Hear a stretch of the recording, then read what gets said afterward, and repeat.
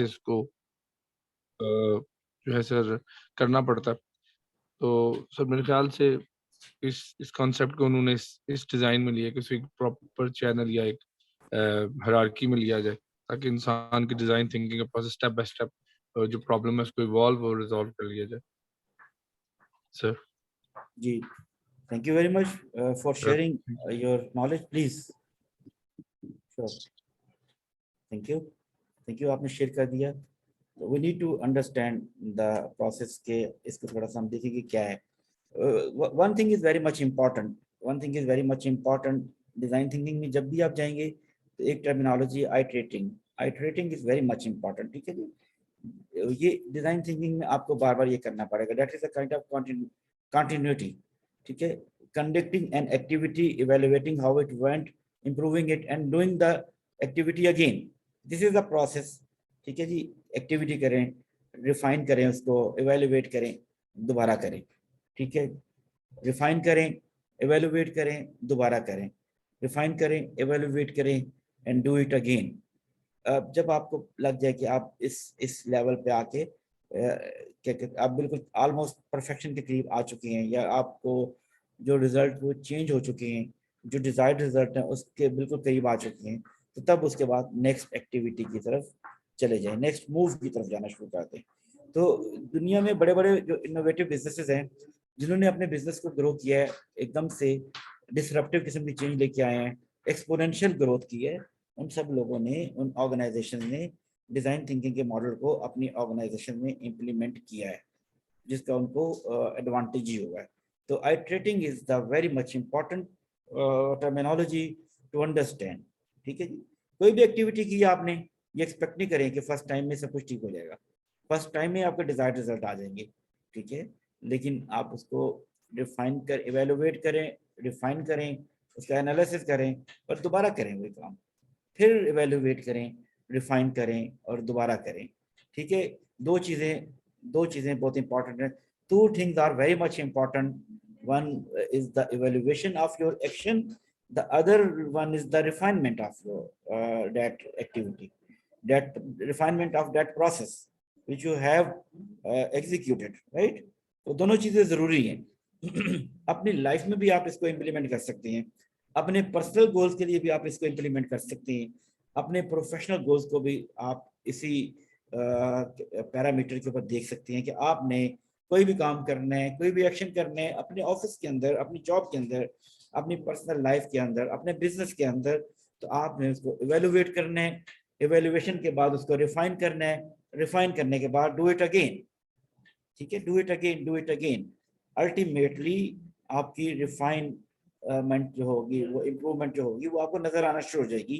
आपके processes improve हो जाएंगे, आपके जो एक्शन है वो इंप्रूव हो जाएंगे। अल्टीमेटली ये जब सब चीजें इंप्रूव हो जाएंगी, अल्टीमेटली फिर आपको जो आपका जो आउटकम है वो भी इम्प्रूव होकर आएगा आपके सामने ना। तो this is very much important to understand design thinking. जो नए लोग अभी ज्वाइन करें उनके लिए बताना चाहूंगा कि iterating is very much important. इसको अंडरस्टैंड करें तो इसके बाद हम नेक्स्ट स्टेप पे चलेंगे। Design thinking is a complete process and complete course. ये इसके ऊपर 2 इयर्स के मास्टर्स भी होते हैं, इनोवेशन के ऊपर, डिजाइन थिंकिंग के ऊपर डिग्रीज प्रोग्राम भी चल रहे हैं ग्लोबली। और उसके अलावा डिग्रीज प्रोग्राम के अलावा इसके हवाले से शॉर्ट कोर्सेज भी कराए जाते हैं, ट्रेनिंग भी करवाई जाती है। 1 डे ट्रेनिंग है, 3 डेज ट्रेनिंग है, as per the customization, as per the need of the organization. ठीक है जी, इसको अंडरस्टैंड किया। आज हमने थोड़ा सा इसका एक फ्लेवर देना है, इसका फ्लेवर देना है आप लोगों को, और फ्लेवर दे के हम आपको थोड़ा सा अंडरस्टैंड करेंगे कि आप इसको कैसे अंडरस्टैंड करेंगे, कैसे समझेंगे,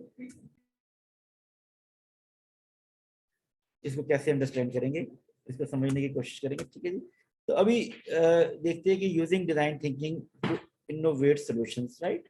design thinking is a creative problem solving process that helps organization and individual develop innovative solution to complex challenges.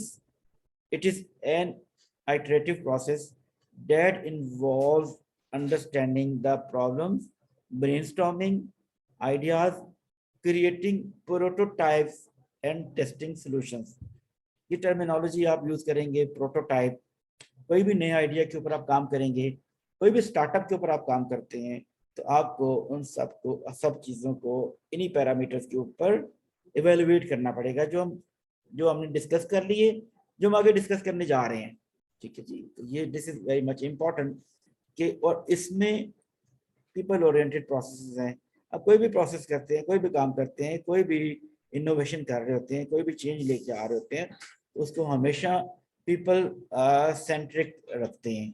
ठीक है जी, टू अल्टीमेट कस्टमर हमारे लोग हैं। हमें कस्टमर सेटिस्फेक्शन, जो भी बिजनेस हम कर रहे हैं, किसी भी किस्म का बिजनेस है, सर्विसेज सेक्टर में है या मैन्युफैक्चरिंग साइड पे है या किसी भी और सेगमेंट के अंदर हमारा बिजनेस है, या इवन नॉन प्रॉफिट ऑर्गेनाइजेशन भी हैं, तो वो सारे के सारे जो उनका अल्टीमेट आउटकम जो है वो that is people oriented, people centric होता है। तो कस्टमर, पहले प्रीवियस कंसेप्ट क्या था, कस्टमर सेटिस्फेक्शन। अब कस्टमर सेटिस्फेक्शन का जो कंसेप्ट है वो इवॉल्व होके कस्टमर डिलाइट पे आ चुका है। ठीक है, that has been evolve to customer delight.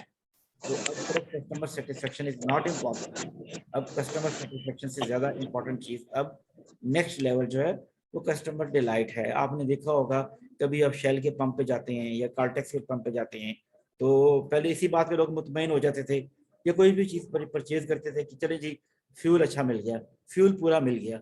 ठीक है, तो इसी बात पे आप मुतमईन हो जाते थे, शुक्र करते थे खुदा का कि यार अगर हमने को 5 लीटर डलवाया, 1 गैलन डलवाया फ्यूल, पेट्रोल या डीजल, तो इतना मिल गया, ये भी काफी है।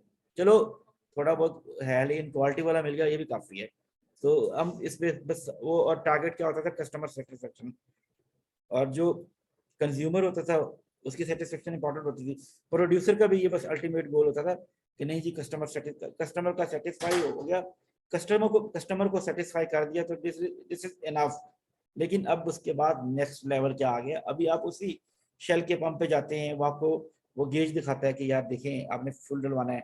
उसके बाद क्या करता है, आपकी वो जो गाड़ी है उसके बाद एक वो आ जाता है, वाइपर लेके आदमी आ जाता है। ठीक है, वो वाइपर लेके आपकी जो विंड स्क्रीन है उसको साफ करता है। That is not the part of their duty और देयर जॉब कि भाई आपने फ्यूल डलवाना है तो आपकी विंड स्क्रीन भी और बैक स्क्रीन भी वो वाइप करेंगे, साफ करेंगे। ठीक है, नहीं, फिर आपको एंगेज करते हैं डिफरेंट एक्टिविटीज के अंदर, आपका फोन नंबर ले लेते हैं, आपको मैसेजेस करते हैं, इस तरह की चीजें, ये मतलब कि वो एंगेज करते हैं आपको, आपका कस्टमर एक्सपीरियंस को बेटर करते हैं। वो आप चले गए कस्टमर को सेटिस्फाई करने के बाद नेक्स्ट लेवल के ऊपर, दैट इज कस्टमर डिलाइट। तो ये यही डिजाइन थिंकिंग है कि पीपल सेंट्रिक है, कस्टमर सेंट्रिक है, और इसी तरह से हमने इसको लेके चल रहे हैं कि हमने हर चीज में जो कुछ भी हम कर रहे हैं, जो भी हम बना रहे हैं, जो भी डिजाइन कर रहे हैं, जो भी लेके आ रहे हैं, उसका अल्टीमेट यूजर जो है वो कस्टमर है, दैट इज लोग हैं उसके यूजर, पीपल हैं। ठीक है जी, तो ये हम एक स्टैनफोर्ड स्कूल है उसका जो बिजनेस स्कूल है, उसका एक डिजाइन थिंकिंग के प्रोसेस को अंडरस्टैंड करने की कोशिश करते हैं। इसके 5 स्टेप्स हैं, 5 स्टेप्स हैं। इस स्लाइड को अगर आप समझ जाएंगे ना, इस स्लाइड को अगर आप समझ जाएंगे तो आप समझें कि आपने डिजाइन थिंकिंग का जो पूरा प्रोसेस है उसको अंडरस्टैंड कर लिया। ठीक है, उसको पूरी तरह से अंडरस्टैंड कर लिया। फिर इसको आप मजीद, आप इसको इन डेप्थ जाके और फिर आप इसको इम्प्लीमेंट करते हैं, उसके नए वर्जन आएंगे, फिर इसको रिपीट करेंगे, आइटरेट करेंगे, रिपीटेशन आएगी, एवोल्युएट करेंगे, रिफाइन करेंगे, इम्प्लीमेंट करते चले जाएंगे और नेक्स्ट लेवल पे चले जाएंगे। नंबर 1 पे क्या है जी, एम्पैथाइज कि एम्पैथाइज कैसे करते हैं, जो प्रॉब्लम है, जिस कस्टमर की प्रॉब्लम है, जिसको आप अंडरस्टैंड करने जा रहे हैं, उसको फील करें कि वो आपकी अपनी प्रॉब्लम है। तो इसके अंदर कुछ चीजें हैं जो वेरी मच इम्पॉर्टेंट, ठीक है, वेरी इंपॉर्टेंट थिंग कि आप कैसे करते हैं एम्पैथाइज, प्रॉब्लम के बारे में जानते कैसे हैं, उसको फील कैसे करते हैं। फील करना भी जरूरी है ना। अगर आपने किसी के लिए शू बनाना है, जूता बनाना है, और वो आपने उस जूते का कंफर्ट लेवल चेक करना है अपने कस्टमर के लिए, तो आपको फिर उस फीलिंग को फील करना पड़ेगा। ठीक है जी, तो उसमें क्या करेंगे, हम सर्वेज करेंगे, इंटरव्यूज करेंगे, खुद उस कंडीशन में चले जाएंगे। ठीक है जी, और पहले हम अपने अल्टीमेट ये समझेंगे कि हमने अपनी जो परसेप्शन है, अपनी जो थिंकिंग है, उसको साइड पे कर देंगे। जो भी हमारी थिंकिंग है, हमारी जो भी परसेप्शन है, उसको एक साइड पे कर देंगे। हम कस्टमर की तरह सोचना शुरू कर देंगे, हम अपने क्लाइंट की तरह सोचना शुरू कर देंगे। और फिर क्या करेंगे कि हम हमारा अल्टीमेट गोल क्या होगा? हमारा अल्टीमेट गोल जो होगा कि हमारे इस प्रोडक्ट के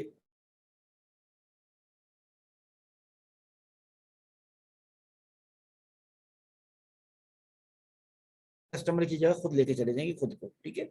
और नॉन जजमेंटल होना बहुत ज्यादा जरूरी है। जब भी आप डिजाइन थिंकिंग के ऊपर जाके कोई प्रॉब्लम सॉल्व करने जा रहे हैं, तो this is very much important कि आप अपनी ओपिनियन को, अपनी बायसनेस को, अपने नजरियात को, अपने ख्यालात को, जो भी आपका कन्विक्शन है, उसको एक साइड पे रखें, उसको एंगेज ना करें, ठीक है। आप खुद को इम्पार्शल करें, खुद को न्यूट्रल करें, राइट। तो फिर आप in a better way to understand the problem of your client, ये जरूरी है। इसके बाद हम क्या करेंगे, नेक्स्ट स्टेप पे आएंगे। आपने फील करना शुरू कर दिया, आप उस पेन में चले गए, उस अगोनी में चले गए, ठीक है, उस ट्रॉमा में चले गए, उस नीड में चले गए।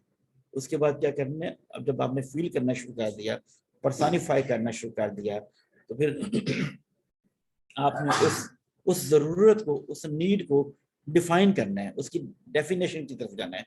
फिर वही करेंगे। डेफिनेशन करने के लिए फिर आप देखेंगे कि ये है क्या चीज, इसकी वजह से क्या क्या हो रहा है, कौन कौन से चैलेंजेस आ रहे हैं, ठीक है, और कौन कौन सी तकलीफें लोगों को बर्दाश्त करनी पड़ रही हैं, उसको आप डिफाइन करना शुरू कर देंगे।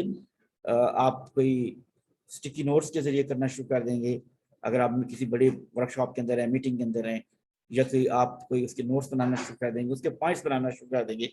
मतलब ये कि आपने उस प्रॉब्लम को डिफाइन कर दिया अपने वर्ड्स में, उसके चैलेंजेस को देख लिया, उसके अंदर हुए हुए को जो डिसीजन आपने लेने हैं, उन डिसीजन को देख लिया।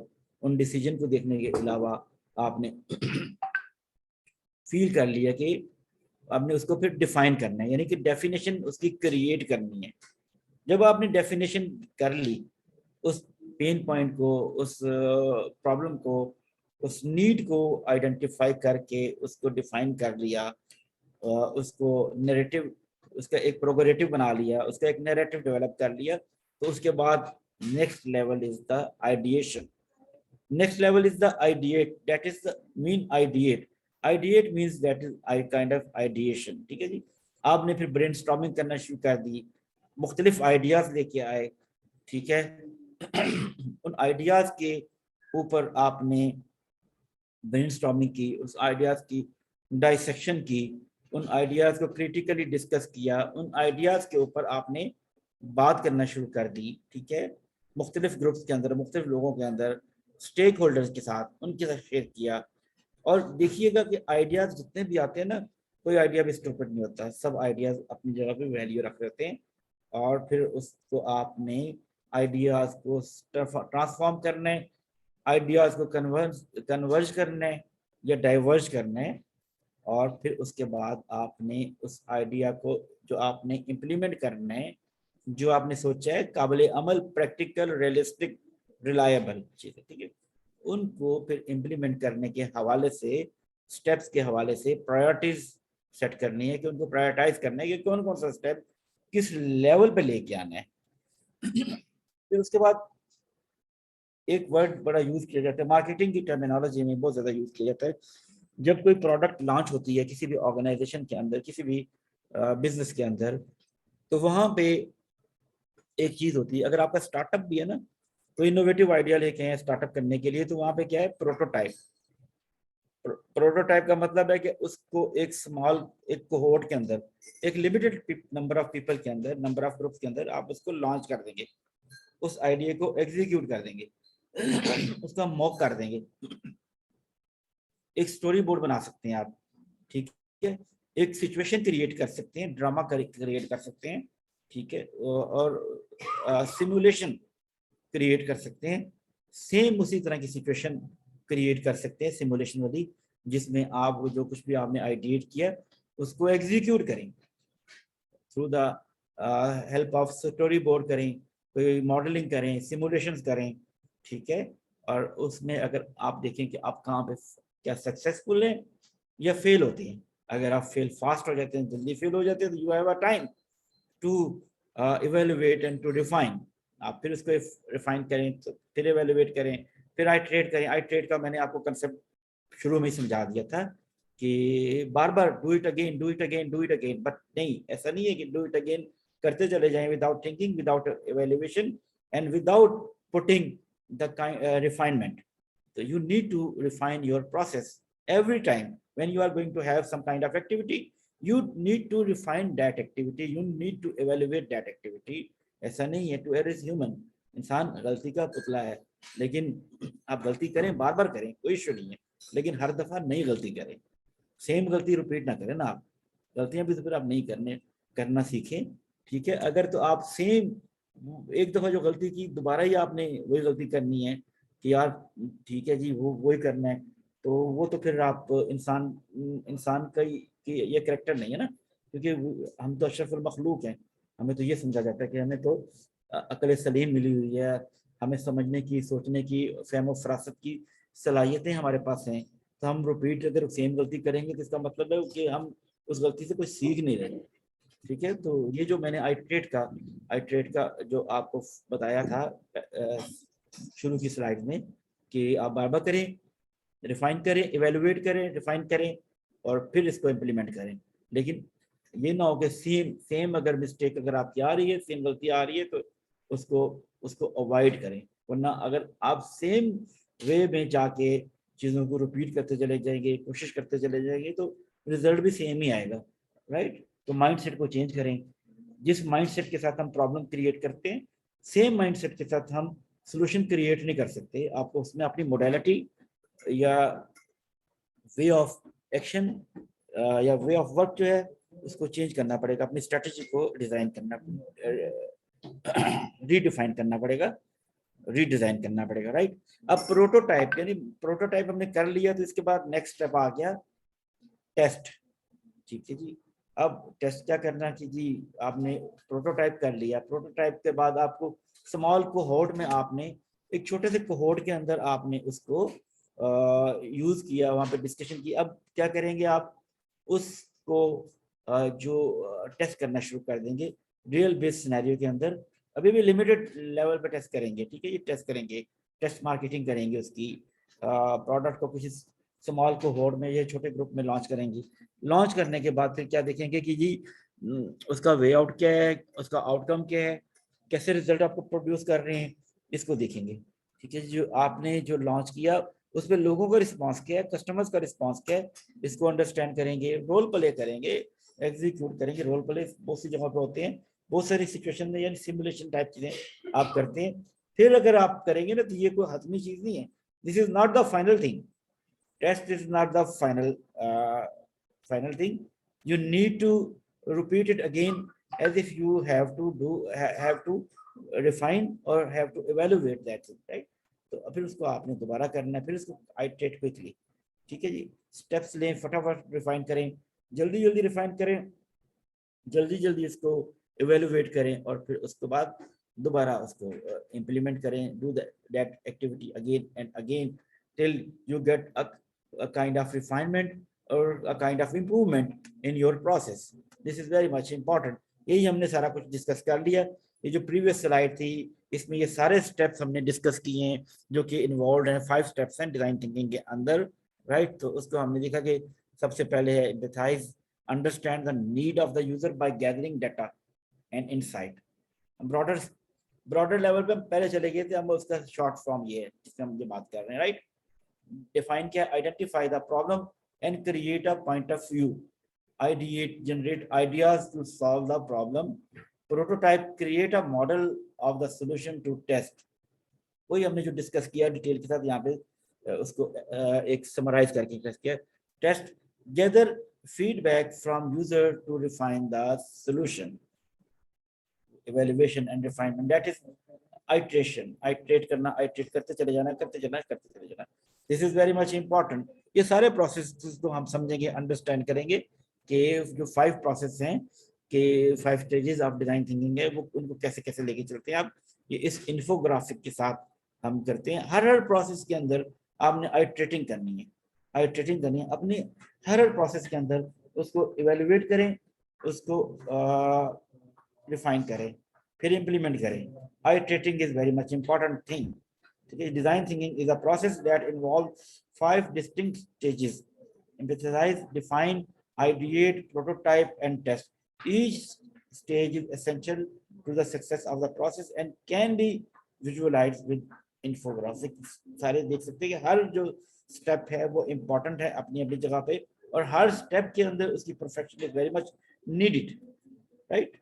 तो दिस इज इम्पोर्टेंट कि हम इसको अंडरस्टैंड करें। ये सारी की सारी जो चीजें हमने पहले एक ब्रॉडर पर्सपेक्टिव में डिस्कस की थी, यहाँ पे हम फिर उसको उनको बारी बारी डिस्कस करेंगे। ये उन सारे प्रोसेसेस को क्या करेंगे, अगर आपने एम्पैथाइजिंग करनी है तो वो कैसे करेंगे, उसके लिए रिसर्च करेंगे, अपने टारगेट ऑडियंस के ऊपर बात करेंगे, टारगेट ऑडियंस को देखेंगे, gain insight into their needs, wants and behaviour.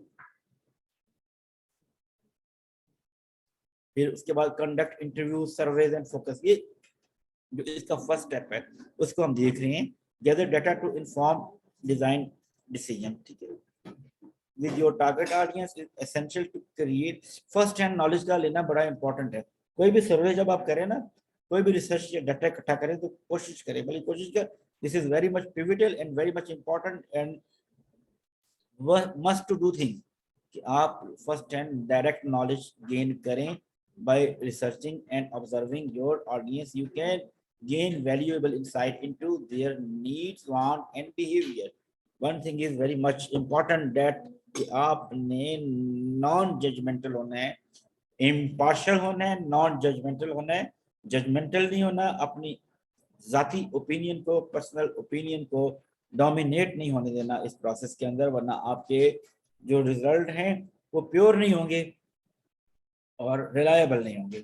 अगर आप अपनी ओपिनियन, अपनी गट फीलिंग या किसी किस्म की भी चीज़ को एंगेज करेंगे, खुद को इम्पार्शियल नहीं करेंगे, तो फिर आप उसको लेके चल नहीं सकेंगे। ठीक है, डिफाइनिंग अ प्रॉब्लम मतलब कि एक्शनेबल रिफ्रेम। इसमें फिर क्या करेंगे, जो हमने वही बात की कि प्रॉब्लम को डिफाइन करना है, उसकी डेफिनेशन क्रिएट करनी है, उसका एक नैरेटिव क्रिएट करना है, और फिर उसके बाद फिर उसके ऊपर काम करना है, राइट। सबसे ज्यादा इंपॉर्टेंट है डायग्नोज करना। डायग्नोज करना इज वेरी मच इंपॉर्टेंट कि आप कैसे डायग्नोज करते हैं, और क्योंकि डायग्नोसिस के बाद आपको गाइडलाइन मिलती है, रोड मैप मिलता है।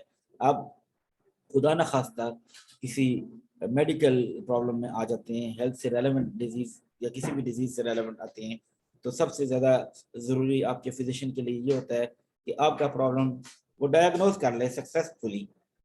ठीक है, अगर तो सक्सेसफुली डायग्नोज करेगा तो फिर वो आपको उसी हिसाब से सोल्यूशन प्रोवाइड करेंगे, आपके फिजिशियन आपको मेडिकेशन देंगे या कोई सर्जरी एडवाइस करेंगे। अगर वो डायग्नोज ही नहीं कर सकेंगे तो अल्टीमेटली वो कोई सोल्यूशन भी प्रोवाइड नहीं कर सकेंगे। फिर वो hit and trial method use करेंगे। Hit and trial method use करेंगे इसका मतलब है कि हिट एंड ट्रायल मेथड जब यूज होगा तो इट्स मीन कि यू आर एट रिस्क, सिर्फ आपका सोल्यूशन ही नहीं मिलेगा। तो diagnosis is very much important to gain और to define the solution, right. तो ये इंपॉर्टेंट है कि आप डिफाइन करना सीखें ताकि आप एक्शनेबल जो रिफॉर्म्स हैं, एक्शनेबल थिंग्स हैं, उनको आप इम्पार्ट कर सकें उस प्रॉब्लम को सॉल्व करने के लिए, राइट। और ताकि आप आइडियाज जनरेट करें, तो ये ज़रूरी है कि आप डिफाइन करना सीखें, डायग्नोज करना सीखें, राइट। अब जब आप, ये भी बड़ी ज़रूरी चीज़ है कि आपने जो अपने आइडियाज जनरेट किए, डिफाइन किया, जो डेफिनेशन क्रिएट की, उस डेफिनेशन को लेके आप लोगों के साथ ब्रेनस्टॉर्मिंग के लेके जाएं। ठीक है, brainstorming ideas to solve a problem, this is very much important. ये ना हो कि अपनी साइलों में बैठे रहें, ठीक है, अपनी डे नीड की मस्जिद अलग बना के बैठ जाएं और ये समझें कि जो वो आप कर रहे हैं वही अल्टीमेट है, वही हतमी है, वही फाइनल है, उसको कोई भी चैलेंज नहीं कर सकता। दिस इज इम्पॉर्टेंट कि आप लोगों के साथ ब्रेनस्टॉर्मिंग करें, लोगों के साथ डिस्कस करें, स्टेक होल्डर के साथ डिस्कस करें। क्योंकि मैंने बड़े बड़े लोगों को देखा, मेरे एक दफ़ा किसी से इत्तेफाक हुआ कि वो कुछ, उन्होंने मुझे उर्दू की कुछ नज़में और पोइट्री सुनाना शुरू कर दी। तो उन पोइट्री के सुनाने के दौरान मैंने उनको कहा कि वो उनसे डिस्कस किया कि जी आप तो मेरे साथ ये पोइटिक वर्सेस शेयर कर रहे हैं, लेकिन जो आपकी प्रोनाउंसिएशन है, आपका जो तलफ़ुज़ है, वो बहुत सी चीज़ों में बिल्कुल बहुत गलत है। तो वो मुझे कहते हैं कि हम तो हमेशा ऐसे ही बोलते रहे हैं, ऐसे ही पढ़ते रहे हैं, ऐसे ही सुनाते रहे हैं। तो हमने उनको कहा कि आपने ऐसे ही पढ़ा, आपने अकेले बैठ के पढ़ा ना, अकेले बैठ के पढ़ा, किसी के सामने नहीं पढ़ा, किसी से शेयर नहीं किया, किसी से डिस्कस नहीं किया, तो आप फिर इस पे पक्के हो गए हैं अपनी इन चीज़ों पे। तो जब आप अपने आइडिया पे तो किसी के साथ शेयर नहीं करते ना, किसी के साथ शेयर नहीं करते, किसी के साथ क्रिटिकली डिस्कस नहीं करते, तो फिर आप उस गलत आइडिया के ऊपर, रॉन्ग आइडियाज के ऊपर, रॉन्ग परसेप्शन के ऊपर पक्के हो जाते हैं, कंसोलिडेट हो जाते हैं, और फिर वही सारी जिंदगी कन्विक्शन आपके साथ चल रहा होता है, वो चेंज नहीं होता। फिर आपको लाइफ में बड़ी प्रॉब्लम होती है। लर्निंग से ज्यादा डिफिकल्ट चीज अनलर्निंग होती है, ठीक है। Unlearning is also a kind of learning, लेकिन this is very much difficult, ठीक है। जब आप ऑर्गेनाइजेशन में लोगों को हायर करते हैं, तो उनकी ये अल्टीमेट मोटिव ये होता है कि यार लर्निंग की कैपेसिटी तो है इनके अंदर, क्या अनलर्निंग की कैपेसिटी भी है कि नहीं है।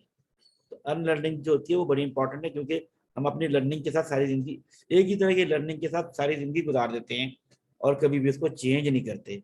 तो यहाँ पे ये है कि ब्रेनस्टॉर्मिंग जरूरी है टू शेयर योर आइडियाज, ठीक है जी। अब क्या करना है, brainstorming ideas, generate wide range of ideas for solving the problem you defined in the previous stage. फिर उसके बाद क्या, इंडिविजुअल या ग्रुप के साथ करना है। This stage can be done individually और इन अ ग्रुप, लेकिन आप जरूर करें, और इंडिविजुअल भी करें और उसके साथ ग्रुप के अंदर भी करें, ठीक है। लोगों की जब डिफरेंट ओपिनियन लेते हैं तो मल्टीपल आइडियाज जनरेट होते हैं, और जिसकी वजह से आपके पास डाइवर्सिटी आ जाती है, राइट। और उसके बाद क्या करेंगे आप, tools, use tools such as mind mapping और sticky notes to capture ideas. ये जो इस तरह करें, mind mapping is very much important.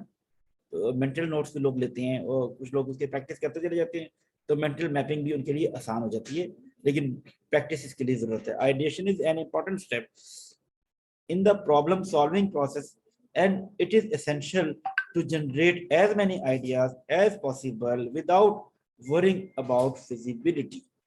जितने भी आइडियाज जनरेट कर सकती हैं वो जनरेट करें, उनको नोट डाउन करें, उनके पॉइंट्स बनाएं, उनकी मेंटल मैपिंग की हेल्प, मेंटल मैपिंग की मदद से उनके पॉइंट्स बनाएं, ठीक है, उनके नोट्स बनाएं, और फिर उनके बारे में ये फिक्र ना करें कि इनकी फिजिबिलिटी क्या होगी, पहले लेके आए, उनको रिफाइन करें, उनको क्रिटिकल थिंकिंग के साथ डाइसेक्ट करें, ठीक है, आइडिएशन को।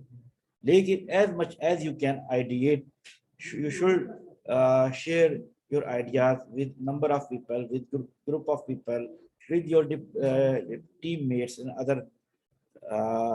other people in your circle or in your organization, right? अब उसके बाद जब आपने आइडिएट कर दिया तो उसके बाद ये करेंगे creating a prototype to test and evaluate, ठीक है जी। क्रिएट अ फिजिकल और डायलॉग डिजिटल प्रोटोटाइप। अगर प्रोडक्ट के ऊपर डिपेंड करता है कि आपकी प्रोटोटाइप क्या है, कोई छोटा सा ग्रुप बना लिया, छोटे से ग्रुप के लिए कोई प्रोडक्ट बना के मैन्युफैक्चर करके वहाँ पे इसको टेस्ट कर दिया, ठीक है, वहाँ पे लॉन्च कर दिया।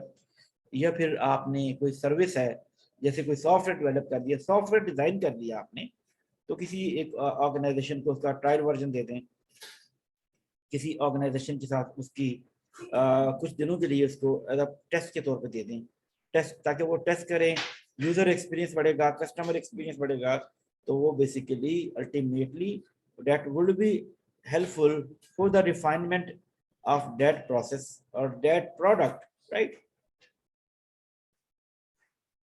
Test and evaluate the prototype with your target audience to see if it meets their need. This is very much important. आप बगैर टेस्ट के, बगैर प्रोटोटाइप के अगर ले जाएंगे ना मार्केट में कोई प्रोडक्ट को, तो ultimately you may suffer the consequences, right. तो आपको फिर उसके जो रेपरकशंस हैं उनको फेस करना पड़ेगा, और हो सकता है कि फिर आपकी प्रोडक्ट या सर्विस पिट जाए और उसके ऊपर लेबलिंग लग जाए फेलियर की। फिर पिटी हुई प्रोडक्ट को, फेल हुई प्रोडक्ट को रीलॉन्च करना वापस मार्केट में लेके आना इतना इजी काम नहीं होता, बहुत डिफिकल्ट हो जाता है। तो फिर ये आपने जब भी किसी प्रोडक्ट को लॉन्च करना है तो फिर उसको प्रोटोटाइप और उसका टेस्ट जो है उसकी इवेल्युएशन ज़रूर करनी है। Make adjustment to prototype based on feedback from the target audience. वही जो बातें हमने, वर्डिंग चेंज हो गई है, देखेंगे वर्डिंग थोड़ी बहुत चेंज हो गई है, कंसेप्ट वही है जो हम शुरू से ही डिस्कस करते आ रहे हैं। ठीक है जी, कि आपने उसके अंदर मॉडिफिकेशन करनी है, अपने आइडिया के अंदर मॉडिफिकेशन करनी है, एडजस्टमेंट करनी है। You need to be with the mindset कि आप हमेशा ओपन ऑफ कन्विक्शन रहें, चीज़ों को एक्सेप्ट करना सीखें और एक्सेप्ट करने की सलाहियत, कैपेसिटी पैदा करें। That is not an easy task. चीज़ों को एक्सेप्ट करना, आइडियाज़ को एक्सेप्ट करना बहुत मुश्किल काम हो जाता है, और पर्टिकुलरली जब आप ज़्यादा से ज़्यादा एक्सपीरियंस होते चले जाते हैं तो आप कहते हैं कि नई चीज़ों को क्या लर्न करना, नई चीज़ों को क्या सीखना। जब नहीं सीखते तो जो सीख जाते हैं वो आपसे फिर आपको सरपास करके चले जाते हैं आगे, क्योंकि वो रेलेवेंट रहते हैं, उनकी वैल्यू रहती है, वो वैल्यूएबल रहते हैं, right. Creating a prototype is an important step in the design process as it allows you to test and evaluate your ideas with your target audience to ensure they meet their need. This is very much important. Prototype जरूर करें, product का run जरूर करें, test जरूर करें, feedback लेके आए, refine करें, इवेलुएट करें आइडियाज को, अपने डिजाइन प्रोसेस को, अपने प्रोसेस को बार बार इम्प्लीमेंट करें, बार बार इवेलुएट करें, बार बार रिफाइन करें, फिर ट्राई करें, फिर अगेन इम्प्लीमेंट करें। अल्टीमेटली जो आपके जो टारगेटेड रिजल्ट हैं वो अचीव हो जाएं, तो फिर आप उसके बाद नेक्स्ट एक्टिविटी की तरफ जाना शुरू कर दें। This is very much important, this is a continuous process. आप कहीं रुक नहीं सकते, कहीं बैठ नहीं सकते, और ये हमेशा इसका आपको एडवांटेज ही होगा। आपके रिफाइनमेंट के साथ आपकी जो क्रिएटिविटी है वो इन्हांस हो जाएगी, customer experience will be better. ठीक है जी, ये design thinking is a powerful tool that can help organization become more innovative and customer centric while also fostering collaboration and creativity। Design thinking या disruption की जो activity होती हैं, बहुत सारी ऑर्गेनाइजेशन में डिसरप्शन की एक्टिविटी होती हैं।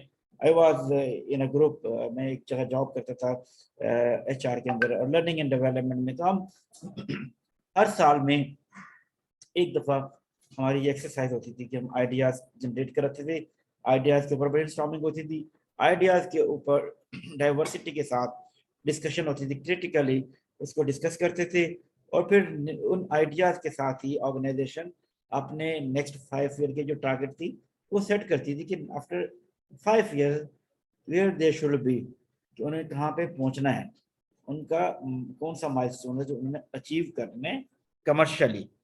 तो इसको फिर हम इस एक्टिविटी का नाम हमने रखा हुआ था एक्सप्लोर।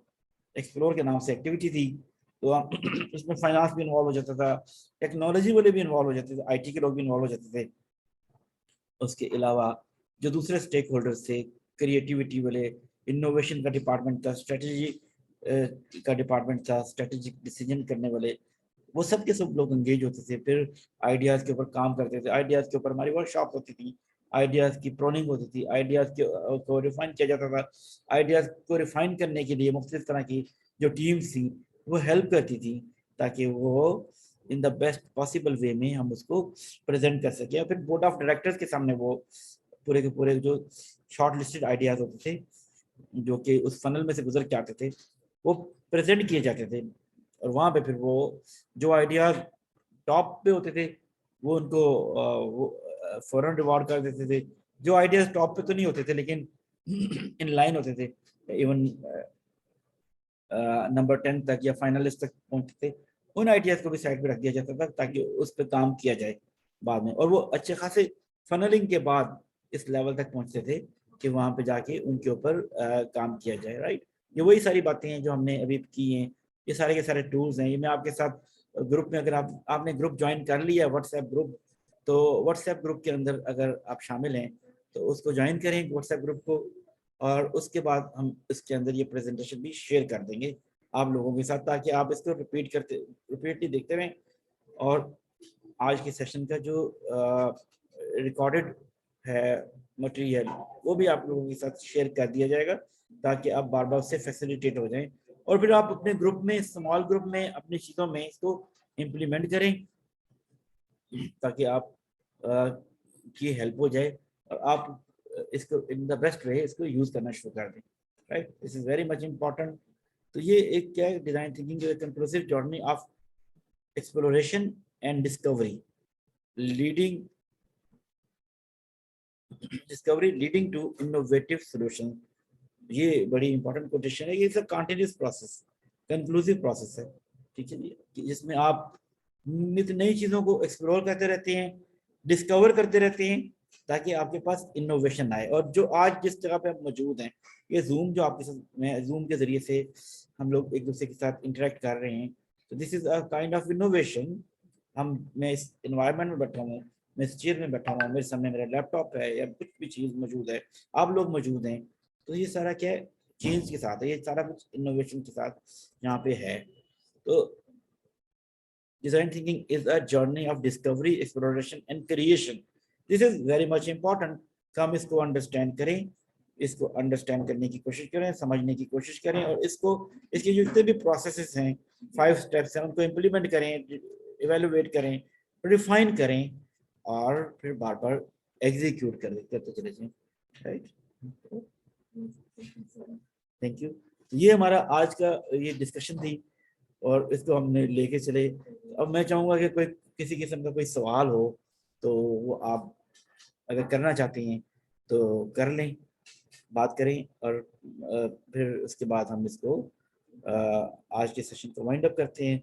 और अगर आप लोग ज्वाइन करना चाह रहे हो व्हाट्सएप ग्रुप को जिसमें हमने ये चीज़ें शेयर की हैं, तो फिर आप उस पर बात कर सकते हैं।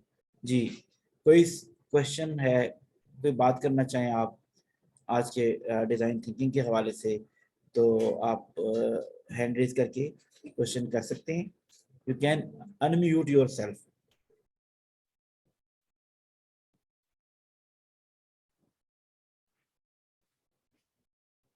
Anything you need to ask. जी, यस प्लीज। तो माइंड मैपिंग के बारे में बता दें please. Mind mind mapping, mapping technique. आप शयान बात कर रहे हैं? जी Shayan, this is very much important. ये प्रैक्टिस से आती है ना। आपने देखा होगा, मैं आपको बताता हूँ, एक एग्जांपल देता हूँ। रिसेंटली वो से लोगों की ऑफ द रिकॉर्ड, वो से जर्नलिस्ट की ऑफ द रिकॉर्ड मीटिंग हुई कुछ लोगों के साथ ना, बड़े डिग्निटरीज के साथ, या पॉलिटिकली एक्टिव थे या कुछ भी थे ना। तो वो फिर उन्होंने उन मीटिंग्स के बाद उन्होंने उन मीटिंग्स के ऊपर कॉलम लिखे न्यूज़पेपर के अंदर, न्यूज़ ब्रेकिंग जो ऑफ द रिकॉर्ड थी। उन मीटिंग में उन लोगों को कोई भी ऐसी डिवाइस लेके जाने की इजाज़त नहीं होती थी जिसके ज़रिए से वो कुछ रिकॉर्ड कर सकें। ऐसे बहुत सारे सिनेरियोज होते हैं, रिकॉर्ड कर सकें या इवन नोट्स को दे सकें ना। तो माइंड मैपिंग क्या करेंगे, आप चीज़ों को रिलेट करते चले जाएंगे ना। जैसे रिलेट करेंगे, यार सपोज अगर आप इस वक्त कहाँ से बात कर रहे हैं शयान? पेशावर से सर। पेशावर से बात कर रहे हैं ना। अच्छा जी, आप क्या करते हैं, जैसे आपने एक वर्ड सुना होगा जियो फेंसिंग या टैगिंग, चीज़ों को टैग करना, या स्टिकी नोट्स होते हैं ना। एक स्टिकी नोट तो हम फिजिकली बना रहे होते हैं, एक स्टिकी नोट हम अपने माइंड में बना सकते हैं ना। अब अगर आप गुजर रहे हैं, डबगली से गुजर रहे हैं, या जो वहाँ पर मशहूर फूड स्ट्रीट है, फूड स्ट्रीट में से गुजर रहे हैं, और अगर आप वो गुजर चरसी टिक्के वाले के पास से गुजर रहे हैं, और आपका कोई फ्रेंड साथ में है, तो आपका फ्रेंड साथ है, उस वक्त आपने कोई चीज़ उससे डिस्कस की, तो दोबारा जब कभी आप उधर से गुजरेंगे आपको याद आ जाएगा कि यार मैं जब इस शॉप शनवारी के पास से गुजरा था, तो मैंने नज़ीर साहब के साथ या राशिद साहब के साथ इस वक्त ये पॉइंट में डिस्कस कर रहा था। ऐसा आपको याद आता है कि नहीं आता? बिल्कुल सर, याद आता है। तो this is the kind of tagging, ये मैपिंग है। आपने चीज़ों को रिलेट कर दिया, आप चीज़ों को रिलेट कर लेना। आपने देखा होगा कि जब हमें कोई चीज़ें, जब हम स्टूडेंट लाइफ में होती हैं, तो हमें टर्मिनोलॉजीज यूज़ नहीं होती, तो फिर हम क्या करते हैं जी, उसका इनिशियल वर्ड लिख के, हर टर्मिनोलॉजी का इनिशियल वर्ड लिख के, स्टार्ट का वर्ड लेके एक नई चीज़ बना लेते हैं, और फिर उसको अपने दिमाग में फिट कर देते हैं ना, ठीक है। और जब एग्जाम में जाते हैं तो हमें याद आ जाता है कि अच्छा ई से तो ये बनता है, इवेल्युएशन बनता है, सी से क्रिएशन बनता है, और आर से कुछ भी बनता है ना, रियलाइजेशन। ये जैसे स्मार्ट है, ठीक है, ये स्मार्ट है, क्या है स्मार्ट ऑब्जेक्टिव का सुना होगा ना, specific, measurable, attainable, realistic and time bound. तो इस तरह की डिफरेंट टेक्निक्स हैं जो हम यूज करते हैं, जिससे अपनी माइंड मैपिंग करते हैं, जिससे हम टैगिंग करते हैं अपने माइंड की, अपने सोच की, अपनी चीजों की, ताकि ये प्रैक्टिस से, ये चीजें आपको प्रैक्टिस से करनी पड़ेंगी ना। और जो बड़े बड़े लोग होते हैं, डिग्निटरीज होते हैं, उन्होंने अपने जो पर्सनल सेक्रेटरीज वगैरह रखे होते हैं, या कंपनीज के सेक्रेटरीज होते हैं, वहाँ पे बड़े फास्ट पेस्ड वो लाइफ उनकी चल रही होती है, तो वहाँ पे फिर वो उनको ये टेक्निक यूज करनी पड़ती है। ये ब्रेन एक ऐसी चीज है, जितना आप इसको ना यूज करेंगे, जितना इसको आप ट्रबल में लेके जाएंगे, उतनी क्रिएटिविटी ज्यादा आएगी आपके पास, उतनी इनोवेशन भी ज्यादा आपके सामने आएगी। राइट जी। जी राशिद मजीद प्लीज। अच्छा सर, कोई आसान सी कोई मिसाल दे दें इसकी डिज़ाइन थिंकिंग की, कोई केस स्टडी या कोई ऐसी जो आसान सी पाकिस्तान के कॉन्टेक्स्ट में, ताकि वो ज़रा मिसाल से हम क्लियर हो जाए ये डिज़ाइन थिंकिंग, और कोई प्रॉब्लम हो जिसको हम सॉल्व कर सकें, कोई इस तरह का कोई हाइपोथेसिस या कोई रियल एग्जांपल हो पाकिस्तान की, तो वो काइंडली बता। जी, पाकिस्तान के अंदर मैं आपको बताना चाहूँगा कि जैसे बहुत सारे बिजनेसेस हैं जिन्होंने ग्रो किया। आपने देखा होगा पाकिस्तान के बिजनेसेस, कई बिजनेसेस ऐसे हैं पाकिस्तान में जो कि सिर्फ आते हैं, कुछ अर्से सर्वाइव करते हैं, उसके बाद खत्म हो जाते हैं, या फिर एक जगह पे आके फंस जाते हैं, वहां से आगे ग्रो नहीं करते। ठीक है, ग्रो नहीं करते। तो फार्मास्यूटिकल इंडस्ट्री की मैं मिसाल देना चाहूँगा। फार्मास्यूटिकल इंडस्ट्री के अंदर जैसे पाकिस्तान की एक फर्म है, गेट्स है, वो पाकिस्तान की पहली फर्म है जो पाकिस्तान से उन्होंने एक्सपोर्ट करना शुरू कर दिया। ठीक है, अब उन्होंने क्या किया कि अपनी प्रोडक्ट को इवेलुएट करना शुरू कर दिया। प्रोडक्ट फार्मास्यूटिकल के अंदर क्या होता है मेडिसिन बनती है, तो मेडिसिन को इन सारे स्टेप के मरलों से गुजर के जाना पड़ता है। उसका एक टेस्ट रन भी होता है, उसका एक ट्रायल भी होता है। ठीक है, ट्रायल से पहले पहले वो रिसर्चेस होती हैं, स्टडीज होती हैं, एक स्मॉल कोहोर्ट है उनके अंदर उसको लॉन्च किया जाता है, और वहाँ पे फिर वो आइडिएट भी करती हैं, डिफाइन भी करते हैं, और देखते हैं कि नीड को आइडेंटिफाई भी करते हैं। नीड आइडेंटिफाई करने के स्टेप्स होते हैं, वो देखते हैं कि हमारे कस्टमर की नीड क्या है, हमारे कस्टमर को चाहिए क्या है। ठीक है जी, उस नीड करने के लिए बहुत सारे ट्रायल्स में लोगों को जाना पड़ता है। उस ट्रायल में वो जाके उस प्रॉब्लम को फेस भी करते हैं। उस प्रॉब्लम को फेस करने के दौरान उन जो वॉलंटियर्स होते हैं, ग्लोबली ये रिसर्च का काम ग्लोबली ज्यादा होता है, पाकिस्तान में भी हम इस लेवल पे भी आए नहीं, अभी हम ट्राई कर रहे हैं उन्हीं की एक्सपीरियंस को। अब अगर उसमें देखेंगे, वो जब देखते हैं फिर उसके बाद डिफाइन करते हैं, डिफाइन करने के बाद फिर नए नए सोल्यूशन लेके आते हैं, फिर छोटे से ग्रुप में उसको टेस्ट करते हैं। जो मेडिसिन है, मिसाल के तौर पे जो अगर अल्सरेशन की कोई नई इनोवेटिव मेडिसिन आई है, तो उसको वो एक स्मॉल ग्रुप में, पेशेंट का एक छोटा सा ग्रुप है, उसमें उसको टेस्ट किया, प्रोटोटाइप करके यूज किया उनके कंसेंट के साथ। ठीक है, उनके कंसेंट के साथ यूज किया, फिर उसके बाद जो रिजल्ट प्रोड्यूस किए, फिर दोबारा टेस्ट करवाए, फिर उसको देखा कि जो जो डिजायर्ड रिजल्ट थे उनको मिले कि नहीं मिले। जब उनको मिलना शुरू हो गए, तो उसके बाद उन्होंने फिर उसको दोबारा टेस्ट किया। अगर वहाँ पे उनके कुछ लूप होल्स आ गए, तो उन्होंने इसको इवेलुएट किया और फिर रिफाइन करके फिर दोबारा एग्जीक्यूट किया। तो ये this is a continuous process. Pakistan के अंदर अगर कृषि की बात करें, तो कृषि में बहुत इस तरह की चीजें हैं। पाकिस्तान के अंदर अगर जो वो ऑर्गेनाइजेशन है, सॉफ्टवेयर हाउसेज है पाकिस्तान की, जिसमें सिस्टम इंटरनेशनल है, वो ग्लोबली बिजनेस कर रहा है, तो उन लोगों ने इस सारे के सारे फ्रेमवर्क को इम्प्लीमेंट किया। स्टार्टअप के अंदर देखें तो स्टार्टअप पाकिस्तान में कई फेल भी हुए हैं, कई सक्सेसफुल भी हुए हैं। जैसे एयरलिफ्ट आपने देखा होगा, एयरलिफ्ट के वो था, एयरलिफ्ट था, वो जो ग्रॉसरी वगैरह का काम करता था, कैपिटल वेंचर था, वहाँ यहाँ पे पाकिस्तान में आया। फिर उन्होंने इनिशियली स्टार्ट लिया, सारे मरहलों में से गुजरे, लेकिन cost of doing business increase कर गई। कुछ चीजें उन्होंने ऐसे की है कि कैश बर्न आउट ज्यादा किया, जिसकी वजह से उनको अल्टीमेटली इनिशियली इक्विटी तो मिल गई, लेकिन अल्टीमेटली वो सर्वाइव नहीं कर सके ड्यू टू मल्टीपल रीजन। लेकिन जब कोविड का पीरियड था, तो उन्होंने उसमें बड़ा सर्वाइव किया और बहुत ज्यादा इक्विटी भी गेन की। तो इस तरह की अगर आप अपने जो सर्कल में देखेंगे, कोई भी प्रोडक्ट आप यूज करते हैं ना, जो प्रोडक्ट सर्वाइव कर जाती है, जो प्रोडक्ट मार्केट में लीड कर रही होती है, एग्जिस्ट कर रही होती है, और वो एक्सपोनेंशियल ग्रोथ भी लेके आ रही होती है, तो वो अब इन सारे स्टेप में से गुजर के आ रही होती है। चाहे वो आप कोलगेट पामोलिव को देख लें, और या आप यूनिलीवर को देख लें, ज़्यादातर मल्टीनेशनल हैं या लीडिंग नेशनल ऑर्गेनाइजेशन हैं जो अभी इन स्टेप्स को लेके आ रही हैं, ठीक है, और जिन्होंने इन चीज़ों को एक्सेप्ट किया, जो जिन्होंने इन चेंजेस को एक्सेप्ट किया है, इस तरह से है।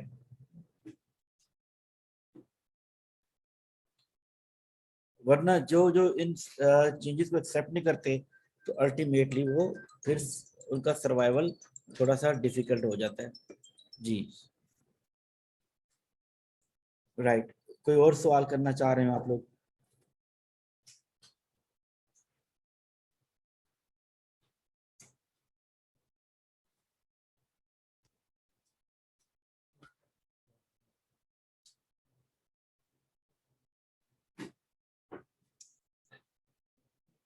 ओके, यस,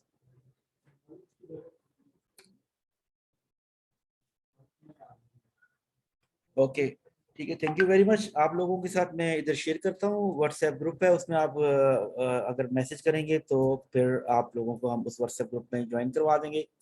और ये चैट में मैं नंबर सेंड कर दिया सर, चैट में मैंने आपके साथ नंबर शेयर कर दिया है, और शेयर करने के बाद आप देख इसको करेंगे तो इसको आप यूज़ कर लें, आप इस पर मैसेज ड्रॉप करें, और ड्रॉप करने के बाद फिर हम आपको इस ग्रुप में शामिल कर लेंगे। Right, thank you. इसके साथ ही हम आज के सेशन को वाइंड अप करते हैं, और आप जब आपको मटेरियल चाहिए होगा हम मटेरियल भी प्रोवाइड कर देंगे आपको, और उसके बाद आपके साथ ये बाकी चीज़ें भी शेयर कर देंगे। Thank you very much, have a nice day. फिर हमारी मुलाकात होती है आप लोगों के साथ दोबारा किसी session. Thank you. Sure, number note कर लें, इस पर आप मैसेज कर दें। राइट, ठीक है, thank you very much. Team यहाँ पे है आपके साथ ही, वो कर लेती है। Right, thank you.